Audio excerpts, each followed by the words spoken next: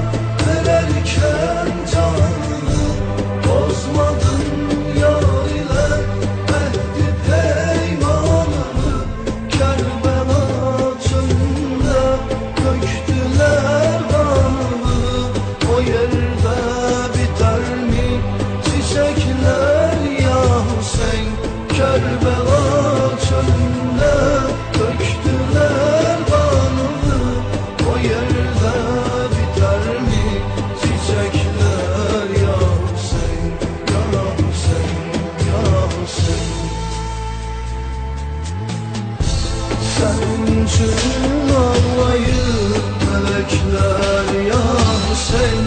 Yaşlıdır bu gözler, bebekler ya Hüseyin. Senin için ağlayır melekler ya Hüseyin.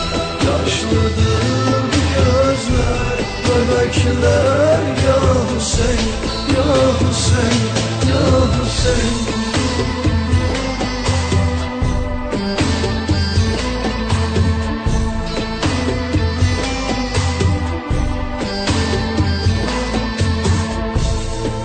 Gözüne belfes gayreti gör nedir? Veli Ekber nece şücaət gösterir? Bizlere şehitlik mektebin öyledir. Kerbeladan esen külekler ya Hüseyin. Bizlere şehitlik mektebin öyledir. Kerbeladan esen külekler ya Hüseyin, ya Hüseyin, ya Hüseyin. Senin için ağlayır melekler ya Hüseyin.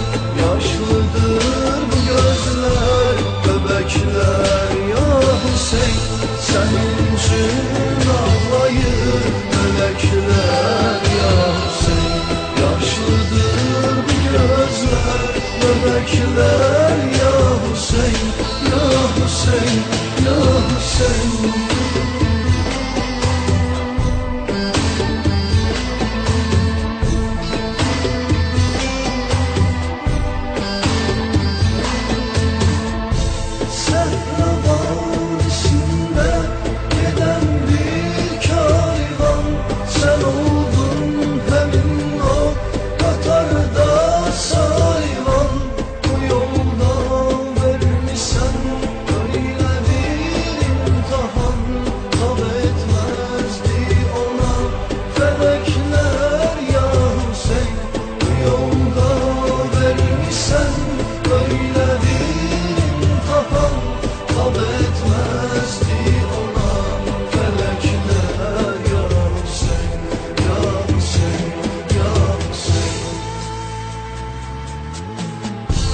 Senin için ağlayır melekler ya Hüseyin.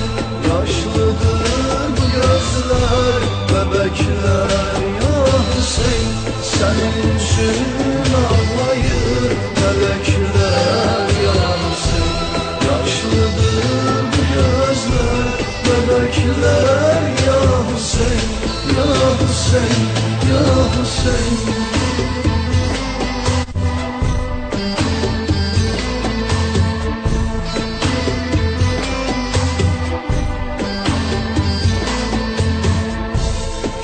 Kerbela'da heymen oğlanıdır senin.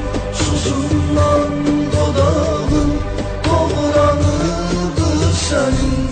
Esmerin kucağında oğlanıdır